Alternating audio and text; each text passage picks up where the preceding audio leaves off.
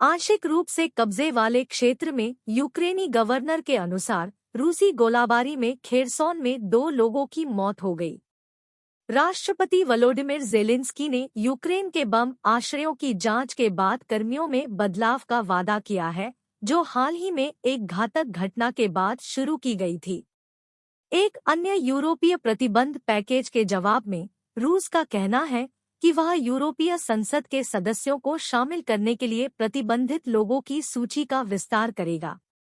रूस द्वारा कीव के हमलों को धीमा और लड़खड़ाने वाला बताने के बाद यूक्रेनी राष्ट्रपति के सलाहकार माइखाइलो पोडोल्याक कहते हैं, जवाबी हमला नेटफ्लिक्स शो का नया सीजन नहीं है।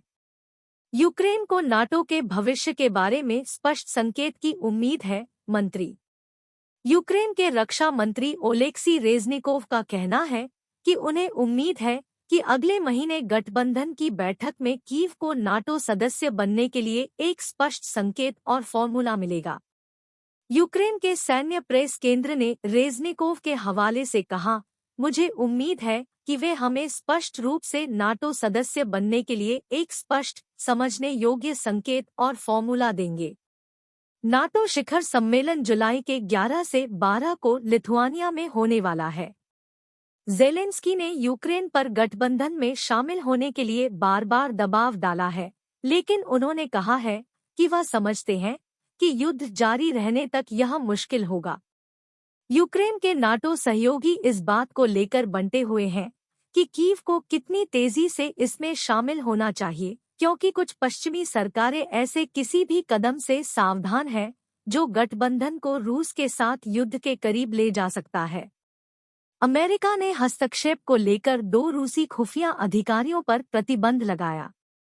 ट्रेजरी विभाग ने कहा कि अमेरिका ने स्थानीय चुनाव में हस्तक्षेप करने का प्रयास करने वाले 2 रूसी खुफिया अधिकारियों पर प्रतिबंध लगा दिया है। विभाग ने एक बयान में कहा, येगोर सर्गेविच पोपोव और अलेक्सी बोरिसोविच सुखोडोलोव, दोनों रूस की संघीय सुरक्षा सेवा के सदस्यों ने सहषड्यंत्रकारियों के एक नेटवर्क के माध्यम से लोकतांत्रिक प्रक्रियाओं को कमजोर करने के लिए काम किया है।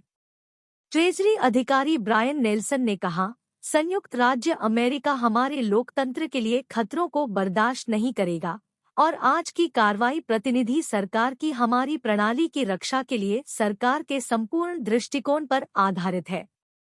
विभाग ने कहा कि दोनों व्यक्तियों ने अलेक्जेंडर विक्टोरोविच योनोव के साथ काम किया, एक रूसी पर अमेरिकी न्याय विभाग ने पिछले साल चुनावों में हस्तक्षेप करने के लिए फ्लोरिडा, जॉर्जिया और कैलिफोर्निया में राजनीतिक समूहों का उपयोग करने के लिए बहुवर्षीय प्रयास करने का आरोप लगाया था।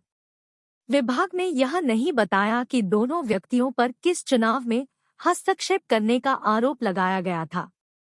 ज़ेलेंस्की, ऑडिट के बाद नेतृत्व परिवर्तन होंगे। ज़ेलेंस्की का कहना है कि यूक्रेन के बम आश्रयों की स्थिति की जांच के बाद कार्मिक परिवर्तन होंगे। ज़ेलेंस्की ने एक बयान में कहा, कार्मिक निर्णय होंगे, बिना यह बताए कि परिवर्तन किसको प्रभावित करेंगे। एक बम आश्रय स्थल को खोलने से इनकार करने के बाद 3 लोगों की मौत के बाद ज़ेलेंस्की ने एक जांच शुरू की।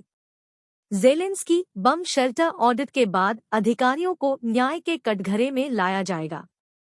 राष्ट्रपति वोलोडिमिर ज़ेलेंस्की का कहना है कि देश के शीर्ष सुरक्षा निकाय ने 1 जून को एक बम आश्रय स्थल में बंद 3 लोगों की मौत पर अधिकारियों को न्याय के कटघरे में लाने का फैसला किया है। ज़ेलेंस्की ने हवाई हमले वाले आश्रयों के ऑडिट का हवाला देते हुए टेलीग्राम पर कहा, यूक्रेन में 1/4 और कीव में 1/3 बम आश्रय स्थल उपयोग के लिए अनुपयुक्त है। राष्ट्रीय सुरक्षा परिषद का निर्णय दोषियों को न्याय के कटघरे में लाना और सभी सुरक्षात्मक संरचनाओं को उचित स्थिति में लाना है। ज़ेलेंस्की ने इस बारे में अधिक जानकारी नहीं दी कि दोषपूर्ण आश्रयों के लिए किसे दंडित किया जा सकता है। रूस ने आईईए से यह सुनिश्चित करने का आग्रह किया कि यूक्रेन परमाणु संयंत्र पर बमबारी न करे। मॉस्को ने अंतर्राष्ट्रीय परमाणु ऊर्जा एजेंसी आईएईए से यह सुनिश्चित करने का आग्रह किया है कि यूक्रेन दक्षिणी यूक्रेन में रूस के कब्जे वाले ज़ापोरिज़िया परमाणु संयंत्र पर गोलाबारी न करे। रूसी राज्य परमाणु ऊर्जा फर्म रोसाटॉम के मुख्य कार्यकारी एलेक्सी लिक्चेव ने कहा, हम आईएईए से यूक्रेन के सशस्त्र बलों द्वारा जापोरिजिया परमाणु ऊर्जा संयंत्र और निकटवर्ती क्षेत्र और महत्वपूर्ण बुनियादी सुविधाओं पर हमलों को रोकने के उद्देश्य से ठोस कदमों की उम्मीद करते हैं, एक बयान में कहा। लिक्चेव ने रूसी शहर कलिनिनग्राद में आईएईए प्रमुख राफेल ग्रॉसी के साथ एक बैठक में यह टिप्पणी की। इस सप्ताह अंतर्राष्ट्रीय परमाणु निगरानी संस्था ने कहा कि पास के नोवा काखोवका बांध के नष्ट होने के बाद परमाणु संयंत्र जल संबंधी चुनौतियों से जूझ रहा है। इसमें कहा गया है कि कीव द्वारा जवाबी कार्रवाई शुरू करने से क्षेत्र में सैन्य स्थिति काफी तनावपूर्ण हो गई है। नए प्रतिबंधों के बाद रूस ने यूरोपीय संसद के सदस्यों पर प्रतिबंध लगा दिया।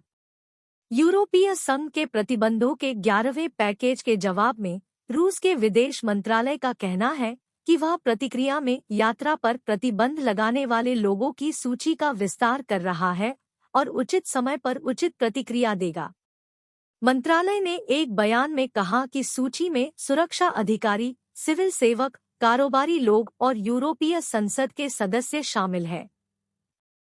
शुक्रवार को यूरोपीय संघ ने यूक्रेन पर आक्रमण को लेकर रूस के खिलाफ प्रतिबंधों के अपने नए पैकेज को औपचारिक रूप से अपनाया।